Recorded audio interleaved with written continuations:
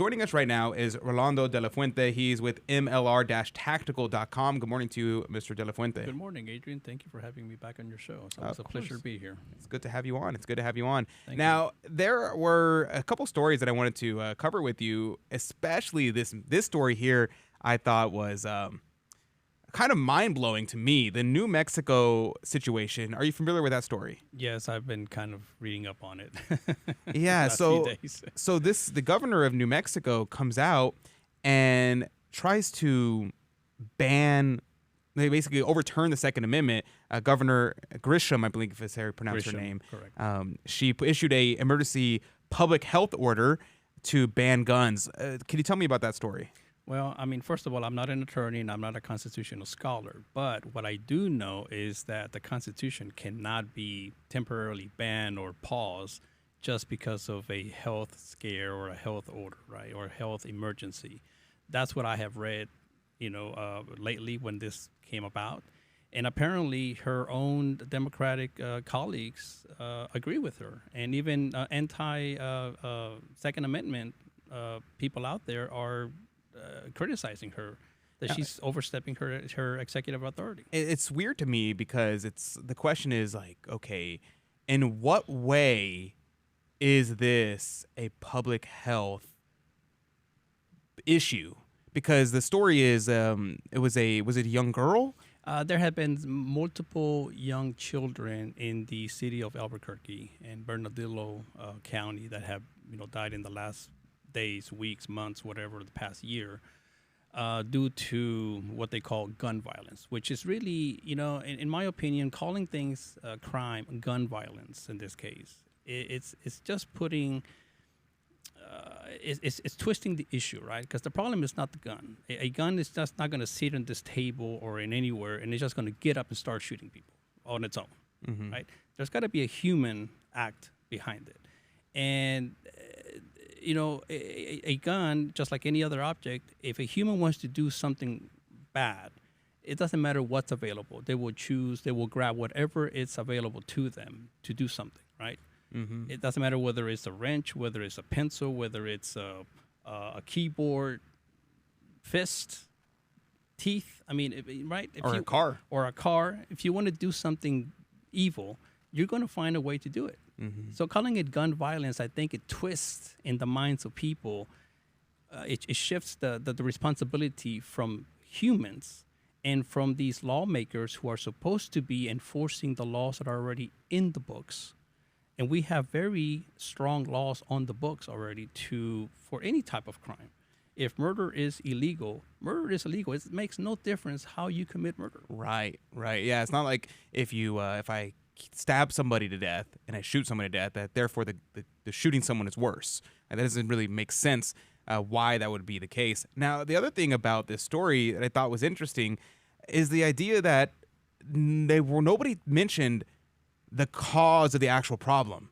They said it was gun violence and that the problem is guns. But my question is, was the person a repeat offender? Was the person a felon? It's in New Mexico. Was the person an American citizen? There's so many questions. Was it somebody that's related to them? Was it gang violence? What was the actual cause of the problem so we can actually solve the problem?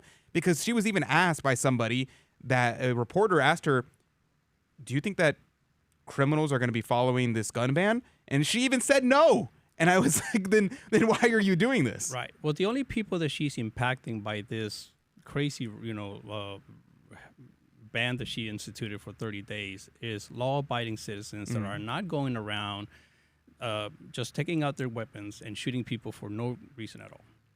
So the only people that she's going to impact are the people that just want to protect themselves. Because if Albuquerque is having such an issue with crime, that means that there's some policies instituted in that, in the prosecution of crime that are just not working. Mm-hmm. And we see that around the country in cities like Chicago, New York, Los Angeles, where we have these progressive policies that are being pursued and instituted and very heavily, right, very strongly. And these are cesspools for crime. Now, if you go to more conservative cities and places of the people live, you don't have this problem. Now, is there crime in those locations? Obviously, there's always going to be crime, but not to that extent of those other cities. Right. Yeah. I mean, that's simply it. It makes a lot of sense to me that we would hold people accountable and not objects accountable. That just makes sense to me. Now, the real situation here is, what does the law enforcement officers do when it comes to a situation like this? Because when you become a police officer, when you become a sheriff, you promise to uphold the U.S. Constitution. And the sheriff there said it's unconstitutional, so there's no way we can enforce that order. The ban does nothing to curb gun violence. He added, "We don't agree on this at all. This is unconstitutional. And like I said, I uphold my oath seriously. As far as meaning for Albuquerque specifically, I'm putting everybody else, including every other politician and everybody else, as a leader to jump on board and work as a team." Now, my question for you used to work for the Houston Police Department. What does a police officer do in a situation like this if you get told, hey, we're suspending the Second Amendment? If you see anybody walking around with a firearm, I want you to arrest them. What do you do as a police officer? Well, when you become a police officer, it's just like, when you become a soldier, you take an oath. You take an oath to uphold the Constitution, the laws, whether they're local, state, and federal laws. The Constitution trumps all of that. It's number one. So when you take that oath, you don't take an oath to the governor. You don't take an oath to the chief of police or to the city mayor or even to the president of the United States. You take an oath to the Constitution, to the country. So, as an officer, when I was an officer, if I was given an illegal order to follow, I have a choice. Either don't follow it and I'll face the consequences of those leaders, right? Or I follow it and I'm complicit in perpetuating that illegal mandate, right? So, I mean, it's really tough, because it's officers. We're going to go to a quick break. When we come back, I want to pick up right there. We're going to finish up this conversation because that's a real concern. And ultimately, people can make laws, but the question is, can they enforce it? And so what will sheriffs do? What will police officers do? We'll pick up there when we come back right after this. And welcome back to the Catholic Drive Time Show. This is your host, Adrian Fonseca. It's so good to be on with you today. Praise be to God. Now, today's a special day. Today's a special day for two reasons. Yesterday was special for three reasons. Today is special for two reasons. Well, maybe I could throw in a third one. I could throw in a third reason. The number one reason why it's a special day today is because it's the Feast of the Seven Sorrows of Our Lady. So definitely make sure that you go and do something special for Our Lady. Go comfort her today. Make sure that you do something. Pray the Seven Sorrows Rosary today. In fact, if you're in our private Telegram chat, which I'm going to be sending out an email today, reminding us of the Seven Sorrows devotion, Rudy actually put together an amazing booklet on the Seven Sorrows devotion. He's giving it away for free to everyone on our email list. It's an ebook, and you can actually see that and pray that devotion for free. There you go. There you go. Way to go, Rudy. Woo! Rudy, fanfare. Rudy. There you go. Yeah, join the Telegram chat. It's a chat that we participate all day long. So if you love CDT, you can join the Telegram chat and you can spend the whole day with us if you want. We update you with all kinds of pictures. It's very exclusive, so do join that. Yeah, for sure. And you get free things like this new ebook that Rudy put together. It's pretty awesome. He gave me the 1.0 version of it, a physical copy, and I've prayed it many, many times. It used to be in my truck, but after I got in a wreck, I don't know where it went. So it's somewhere. I got to go find it. I left it in my glove compartment, and I'd pull it out and pray it. But now I don't know where it is. I gotta go look for that thing. But thank you very much to Rudy for that. We'll be sending that out later today, so you could join us there. The second reason why it's a special day is because it's our share-a-thon. So we're having our share-a-thon. If you can support the Guadalupe Radio Network, if you support Catholic Drive Time and our mission, well, you can join us. Make sure you call in. Coming up at 7 o'clock hour, we were going to start taking calls. So please be generous and let them know Catholic Drive Time sent you. We'd be very grateful. Now, I want to come back to our topic today. We're talking with Rolando de la Fuente. He's with MLR-tactical.com, and we're talking about the situation in New Mexico where the governor there tried to ban the Second Amendment, or I guess suspend the Second Amendment for 30 days, 15 days to slow the spread. 30 days to stop gun violence, I guess. The situation, though, is very curious because the sheriff came out and basically said, what I wish they would have said during COVID and said, okay, you have made your laws, now enforce them. This is a real concern because if someone puts out unjust laws, and I imagine more and more laws that are going to be curtailing the rights of Americans are going to start coming out of the woodwork, especially in places like New Mexico, California, New York, other places like that. What will the police do? What will the sheriffs do? Will they enforce unjust laws? Will they say, well, I'm just following orders? Or will they actually stand up and protect the rights of citizens and uphold the U.S. Constitution? Mr. De La Fuente, what are your thoughts about how people will actually react and what the right thing to do is? Well, I mean, it's hard to say how people will react. Obviously, you're going to have the people on one side that are not going to stand for this mandate or for this ban, and you're going to have the people on the other side that are, woohoo, finally somebody's doing something to control these guns, right? So it's hard to say. Now, as a law enforcement officer, I think the question that you asked me before is, what would an officer do in that situation? Well, the officer, 99.9% of officers go into the police department or into the sheriffs or whatever, into law enforcement in general, because they believe in the rule of law. They want to do good for the community. And like I said, taking an oath to uphold the law does not mean that you take an oath to an individual person or an individual position. You take an oath to the law. So it is very, very, she's putting these officers in a very, very tough position because they're supposed to be out there protecting the community. They're supposed to be out there, trying to enforce the law and put people in jail who are breaking the law.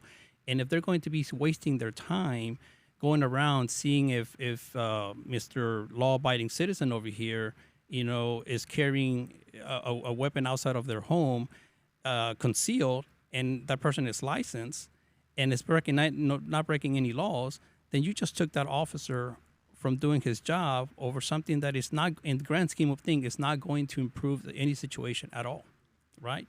So then what happens? Then that officer now becomes liable because there's not a lot of protections a lot of the times for these officers not to be sued for them making a mistake on the job.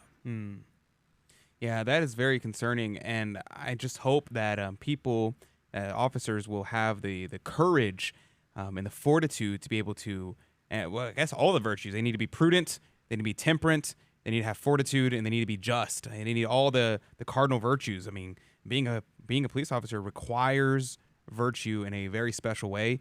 And when situations like this come up, you're going to have to make decisions that are very, very hard. And the question is, will they obey? I was thinking about that with when our friend Mark Houck got raided by the FBI.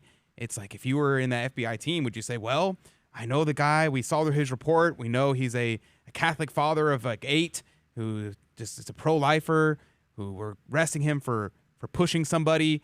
Should we really go in, guns drawn, busting down his door? Is that really something we should do?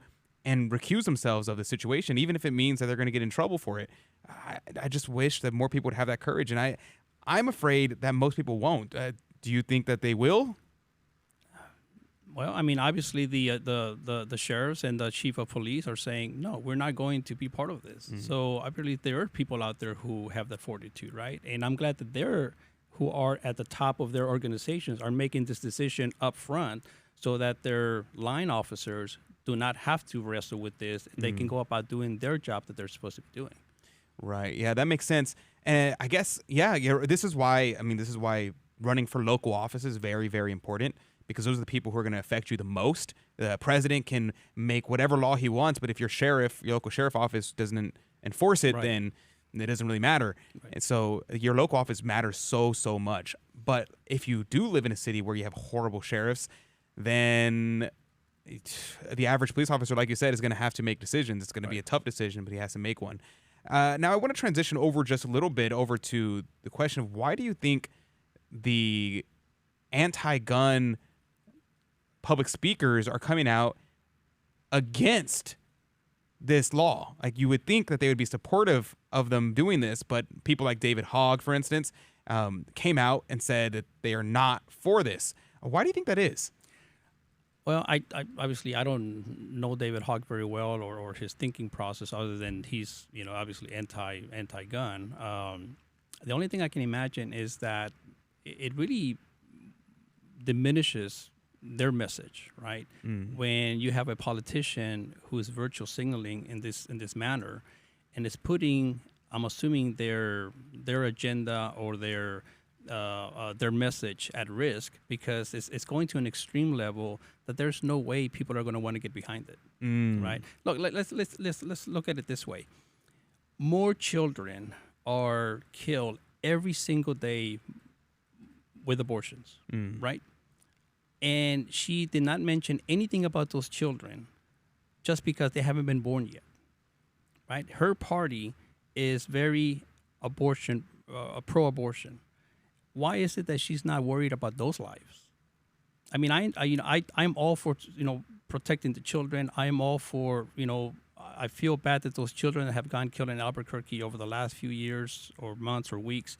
Yes, that should never have happened. But she just can't say, okay, these children matter, but not all these thousands and thousands of children that are being aborted every single day. And her party promotes that. They support that. I mean, it makes no sense to me.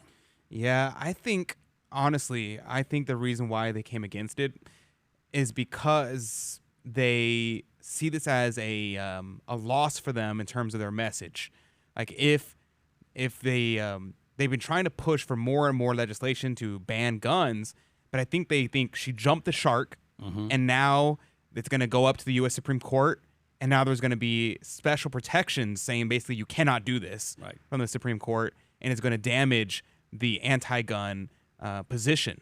And I think that's why they're coming after this. They're like, no, we need to get behind this. We need to quickly smash this down so that way we can continue down the road. Kind of how there was some group of pro-lifers who are saying things like, oh, we don't want to completely ban abortion. We just want to do until heartbeat laws and things like that. And they're very much like, okay, well, we want to ban abortion, but if all we can do is this, then we should take the small steps before trying to jump to the major steps that may cause a You're absolutely backfire. right. I mean, if the gun control group, if they come out and say, we don't care what you say, we're just going to ban guns, obviously there's going to be a big backlash, a big resistance to that, because you're not going to tell me what to do, right? From a pro person. By her doing that, I think she's put them in a very precarious position, because she's overstepping her bounds, she overstepping the law, and now, like you said, now the courts are getting involved, and one of the judges already granted a stay to her ban. So a pause to the pause, right? So, I mean, how does that make sense? And I don't know much about that judge, but I believe I read that judge is not a conservative judge. So what does that tell you? So now they're going to have to clean up that damage, right? Is aisle on cleanup? What is it? What is it? A cleanup on aisle 5 kind of thing, because now she's put the whole movement in that position. I absolutely agree with that. Yeah, we're talking right now with Rolando De La Fuente with MLR-tactical.com, and I wanted to transition over from the last couple minutes we have with you. So this is a really crazy situation, but there are still people out there who are law-abiding citizens, want to protect themselves. Okay, how does somebody go about doing this? If they want to purchase a firearm there and they want to be responsible gun owners, what's the tactic here? Well, first of all, I mean, like as I said before on your show, the weapon, the gun, it's a tool, right? And there's tools that are fit for purpose. There's tools that can be adapted for a need. So if you're interested in purchasing a gun and you've never handled one before, I would not go by movies, not by Hollywood. Right. I would also be very careful about what you see on the internet, right? If you go to the store, there's some nice, shiny, very expensive guns. Those are not always what you may want to go for, and sometimes they are. So I think you really need to take a good look at your individual abilities, your size, your sensitivity to recoil, to weight, to all these factors, and choose something that's appropriate. Sometimes a smaller weapon make more sense, right? Sometimes a bigger one makes sense. How are you going to use that firearm for your protection? Is it just going to be on the nightstand? Is it going to be in a drawer or in a safe? Or are you going to planning on carrying it on a daily basis? And if you do, then you have to take that into consideration. Right, for sure. I think it's very important. And I think also, people need to be able to practice with their weapon. They make sure that they use it in a responsible way. They need to know how to use it, know its limitations, know what to do in a proper situation. And if someone wanted to do that, how could they get training in that way? Well, there's many ways to train, right? So you can go by yourself to the gun range and train that way. You can also seek professional training, which is what we offer at MLR-Tactical. The biggest thing is to train how you're going to be using the gun. If you're going to be using it on a daily basis, then you need to train how you're going to use it. If it's just going to be a nightstand weapon, then you need to train that way. You need to teach yourself to look for it in the middle of the night in a dark room so that you can find it. Thank you very much to Rolando De La Fuente with MLR-Tactical.com. We're going to go into our share-a-thon. Be generous. Thank you. We'll be right back.